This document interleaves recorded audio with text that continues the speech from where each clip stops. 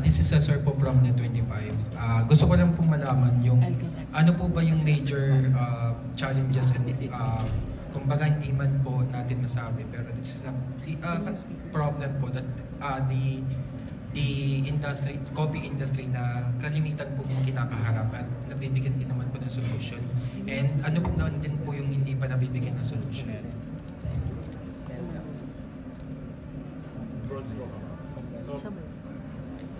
Sa broad strokes ako, sila sa specifics. Isa sa mga madalas na napapag-usapan, volume production. Kulang tayo sa production. Siguro nabalitaan na ninyo na we rank among the top per capita consumers of coffee. Allegedly, nasa top 5 tayo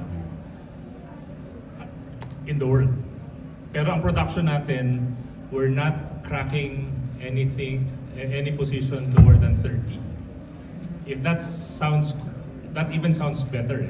Pero pag nalaman mo yung volume production talaga in terms of percent, we only contribute about 0.003% to the world volume. 0.003%. So pag hindi tayo nag-produce ng kape, hindi mararamdaman ng mundo yun. Ganun kaliit. So that's number one. Number two, kakulangan ng kaalaman sa kape kahit na may internet na, may mga cellphone na yung mga tao. For some reason, information and knowledge doesn't trickle down to where it's supposed to go. Diba, sa farmers, kulang pa rin sila sa kaalaman. Kulang din sila sa equipment. Kung na-address ba ito, mas maganda siguro sila ang sasagot kasi mas madalas silang nasa ground. Sila yung mga nakakahalubilo ng ating mga farmers, ng mga roasters, saka ng mga coffee shop owners.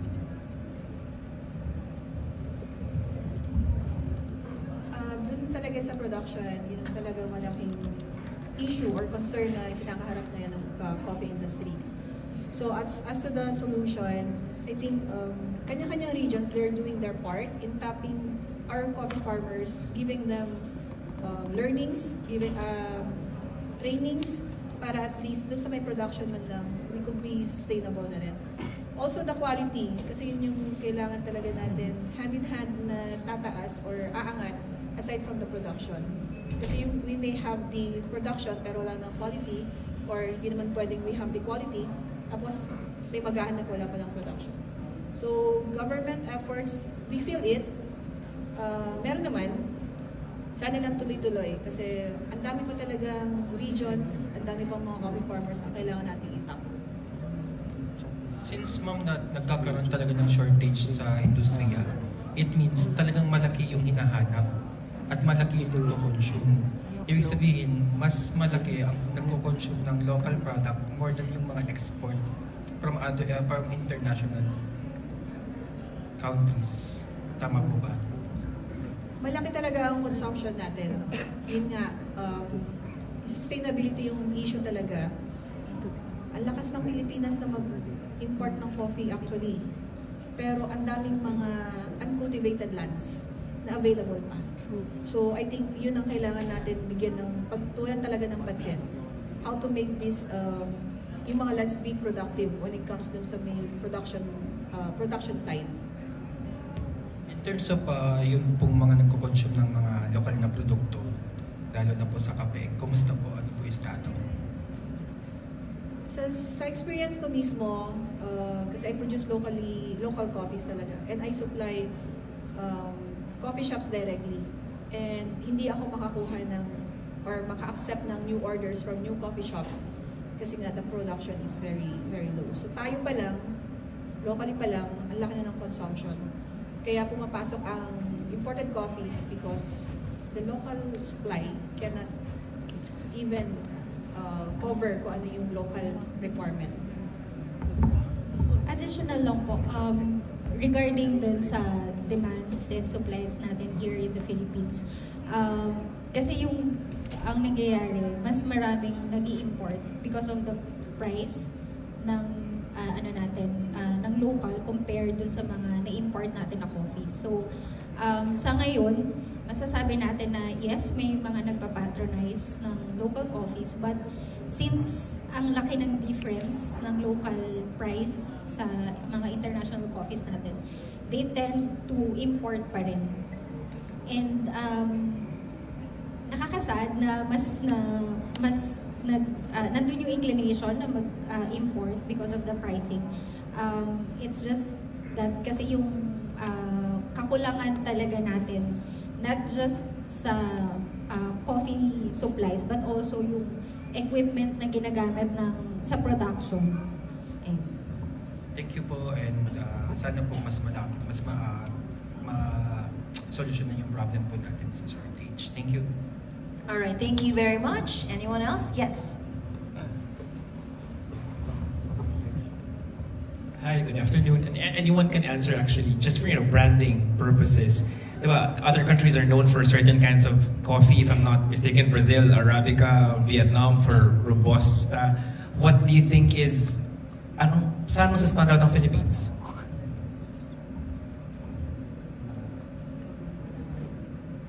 Go ahead, anyone can take the question. I think we can stand out in any of those categories. For example, if you think about Colombia, there are good Arabicas from Colombia, and so would Brazil, and so would let's say some African countries like Kenya. It's not really the type of coffee that they're known for, but the quality that comes out of those countries. So the Philippines is one of those countries allegedly that has the climate and the soil that's perfect for all types of coffee, the Arabicas, the Robustas, the Libericas, the Excelsas. Pero we're not known for any of them, simply because kaunti pa lang yung high quality na coffee na nanggaling sa atin na nakarating sa mga dapat datnan na makakapaghingi. Although meron mga producers dito, I'm sure you've heard of the likes of Calzada na medyo matunog sila sa US. Sino pa ba? May mga ganong producers tayo dito. And pag binanggit mo yung pangalan ng kumpanya na yun, they're not really known for because of a type of coffee. They're not known for Arabicas, they're not known for just Robustas. They're known for the quality that they actually bring there. So we can be known for producing high quality coffees for all types of coffees from various regions. So in other words, kung gagalingan lang ng isang probinsya, halimbawa, pag-uusayan nila sa pag-produce ng isang particular variety ng Arabica, they can banner the Philippines basically just by doing that.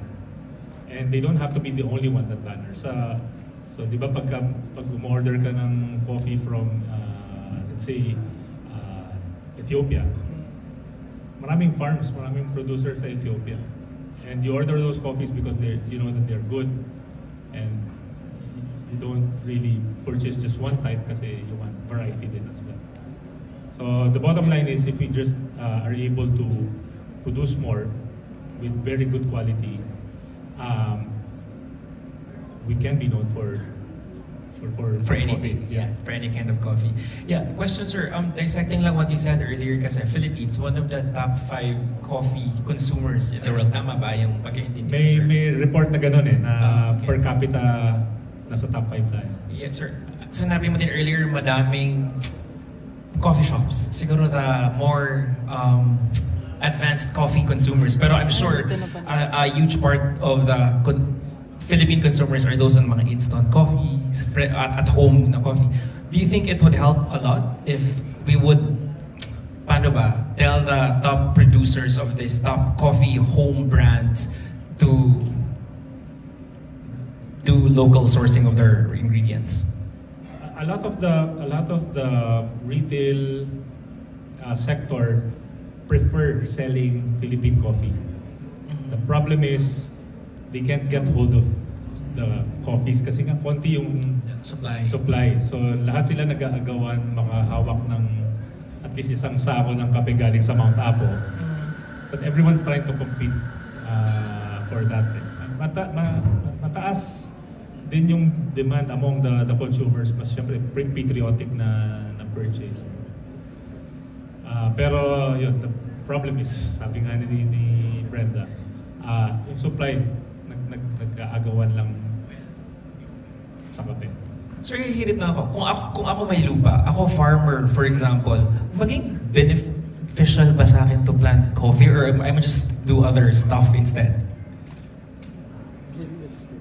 Si Brenda, magandang magsagot ng tama. Yeah, kasi gusto ko lang makuha yung sinabi ni ma'am earlier na expensive yung locally created coffee than the ones we import. And why is that? Parang ganun.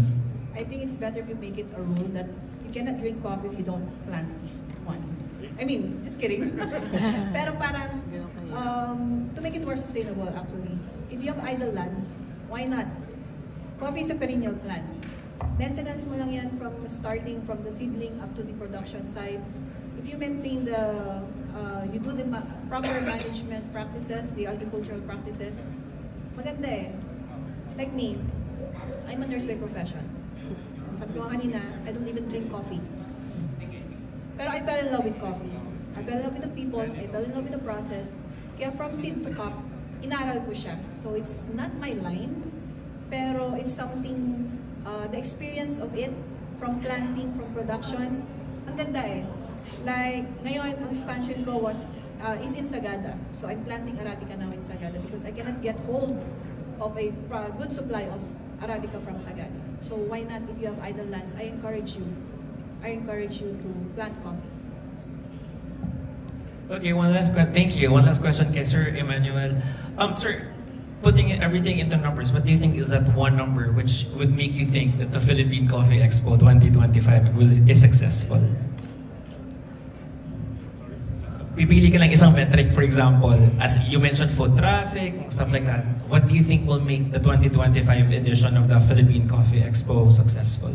Or ano yung main goal? It's probably going to be more of how more, not necessarily literate, how more knowledgeable people are about the more pressing issues in the coffee industry are. So parang pag pumunta ka sa expo, matutuwa ka kasi marami ka matitikta ng masasarap na kape. Magsasawa ka sa masarap na kape. Ito lang yung event na pwede mong sabihin na sawang-sawa ka na sa Gesha. Yung mga ganitong event yon. Pero paglabas, ang gusto namin yung mga tao na iintindihan na may mga issues tayo na kailangang i-address. Sana ganon. So starting conversations. Yep. Yeah. Thank you, sir. Thank you, everybody. Congratulations. Thank you very much. Next question, please. Yes. Hi, good afternoon.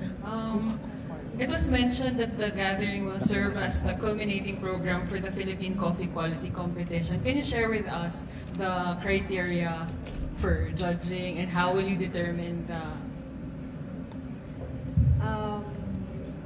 I have joined PCQC as a judge since 2019. Kabatin lang. Kasi hindi sasabihin ni Brenda sa inyo. Brenda is a Q grader.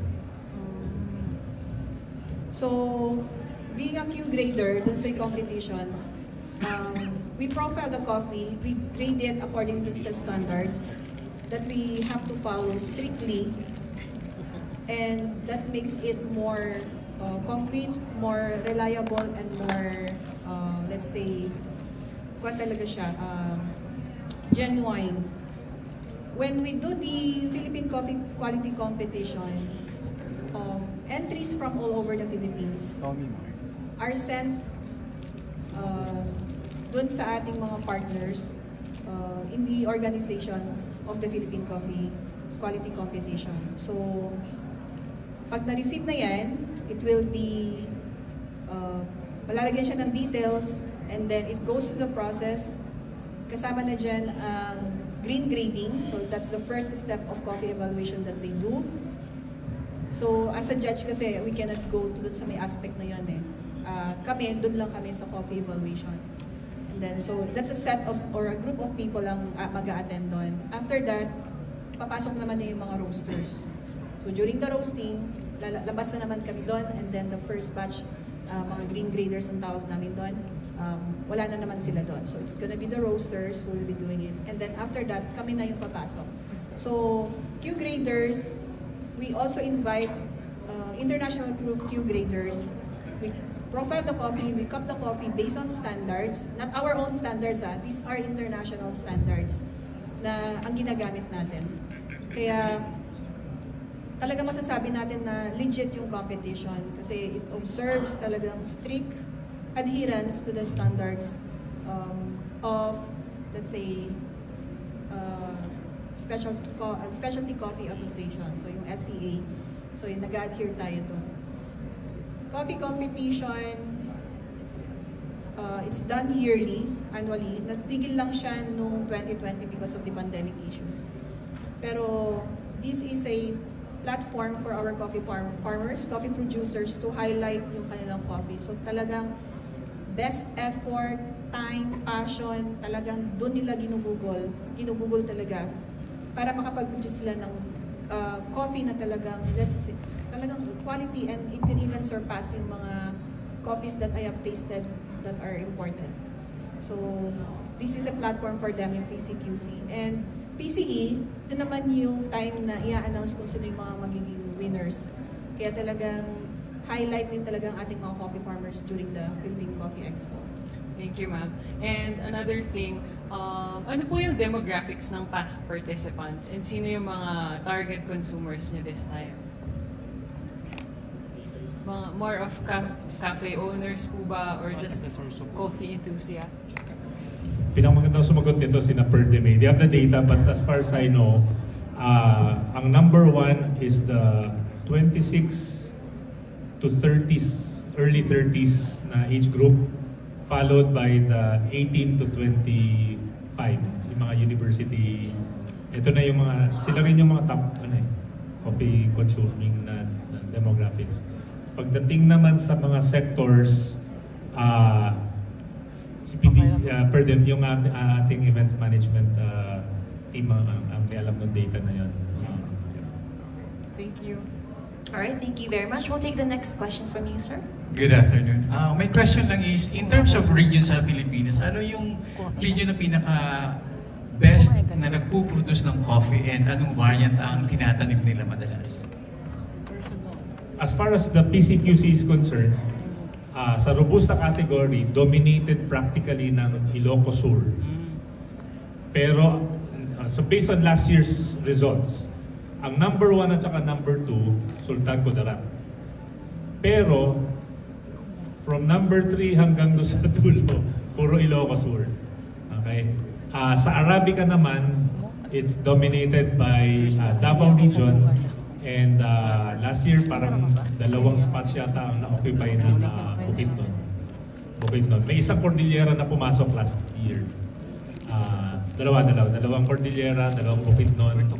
The rest, Davao Region, yung mga Davao area. So as far as PCQ is concerned, yun yung best.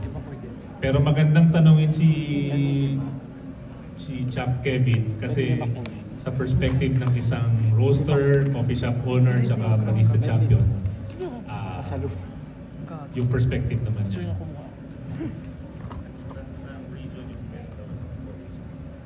Same din sa sinabi ni Doc Mel. Pagdating naman sa coffee shops at mga baristas, ginagamit namin mostly yung kung alin din yung mga nagkakaroon ng awards or sino-sino yung mga nagkakaroon ng mga quality competitions na award and doon. We also support them. So kung ano yung mga regions na nasabi ni Doc Mel, like Bukidnon, Apo, Benguet, lahat yan is may potential to become great coffee. Sir, question lang. Do you see any other region na pwedeng maging potential plantation ng coffee? Madami. Actually, pati nga yung mga, if there's one thing about coffee growing, is that there are no stereotypes for where to grow them. Kasi pag uma-attend nga kami ng mga courses sa coffee production, sinasabi ng mga instructor sa amin, yung Yemen nga bato yung bundok na matatarik, tapos bato pa. They're producing really, really good coffees with good volumes din. So paano pa tayo generally, anywhere in the Philippines, good yung soil, weather, nasa tropical region tayo, so weather climate-wise, pwede. So it's just a matter of, if you're going to fine-tune nga lang, to answer that question in a fine-tuned manner, the proper way is to have your place evaluated for suitability. Suitability in terms of ano yung klase ng soil meron doon sa lupa mo, ano yung soil chemistry, yung general weather, year-round weather. At most likely, ang sasabihin sa iyo nung nag-evaluate, it's not going to be pwede or hindi pwede. It's going to be pwede to pero Robusta. Pwede to pero Excelsa Liberica siguro. Pwede Arabica. Pwede ganitong specific variety ng Arabica. Yung ganon. So, suitability is generally favorable for the Philippines. But you might want to fine-tune kasi gugustuhin mo na ma-maximize mo rin yung production mo. Kasi kung nagtanim ka na sa lupa mo ng isang uri ng kape na hindi best suited para doon, hindi mo ma-maximize yung yield mo saka quality. Okay. Hello, good afternoon. I'm John Buena from Kumakaw.com. I'm a blogger. I'd like to address my question to you, ma'am. First of all, I believe in tangible results. Now, when you said earlier that the government is helping and you feel it, what kind of help was that? And yeah, and if ever they are helping, what could they do more in order for them, in order for the industry to become more self-sufficient, more environmentally friendly, and yeah. Okay. For me kasi I worked with DTI and DA in tapping these coffee farmers, especially in regions 1, 2, and CAR, giving them learnings, trainings. Kaya sabi ko, nafe-feel ko kasi partner nila ako in doing that. Not as a recipient ng kanilang mga help. But the resource person. Yes, nakikita ko yon. And yung best effort naman talaga in those regions na napuntahan ko, I see results. And I can attest dun sa mga results. As a beneficiary naman, since ang government kasi, they're more inclined into yung public, yung mas maraming matutulungan. Not as an individual like me, per se, pero more on the, nakikita ko talaga is, yung assistance nila like sa DTI, the SSF projects that they have, the self-services facilities that they extend sa mga shared services facilities that they extend dun sa mga cooperatives or coffee organizations. Okay. We feel that, we see that. With the equipments. Yes, with the equipment. For the DA naman, I've seen their support in production-wise, giving them farm inputs, the seedlings, the trainings as well. Doon ko nakikita talaga. So in other regions na hindi ko pa napuntahan, I cannot speak for them. I don't know kung ano yung mga activities that they do, but in those areas that I've mentioned, yun, kaya sabi ko na I felt it kasi nakita ko mismo. Does this mean that in order for that to be felt by like the regular farmer, do they need to be in an organization per se? Because practically our land in Tagaytay supposedly is producing coffee, but we're not doing that right now because the plants are old and maintenance is another thing. Education is another thing. Some of us are engineers, we're not the regular farmer who has a green thumb that can do everything like that. So it's practically just there. Nobody's like harvesting, nobody's doing that anymore. Sad, no? Pero that's what's happening. Can you tell us how does the government help those regular people, the ones that cannot be reached by the organizations like you? individuals can be helped then, not necessarily organizations or cooperatives or a group of people. When I started my coffee journey, I don't know anything about coffee. I don't even drink coffee. But I went to DTI because DTI, marami siya mga trainings on these matters. Kaya sabi ko, I want to revive yung farm ng in-laws ko. I need help because I totally have zero knowledge about coffee. So yun, so what they did is they extended to me yung mga invitations for lahat ng mga coffee seminars. Lahat yun pinuntahan ko. So I have like 150 plus seminars, hindi ako nagsasawa. No? Pero yun lang, you as the individual, you should want it as well. You should want it. Kasi the first move is for you to do something. How will they know that you need this help if you don't tell them? You don't approach yung people who could help you as well. So, if you're willing, as part naman ng activities namin and my corporate social responsibility ko rin is, I really help others then, to do the rejuvenation, kung meron silang, I do the consultancy then, free pa nga.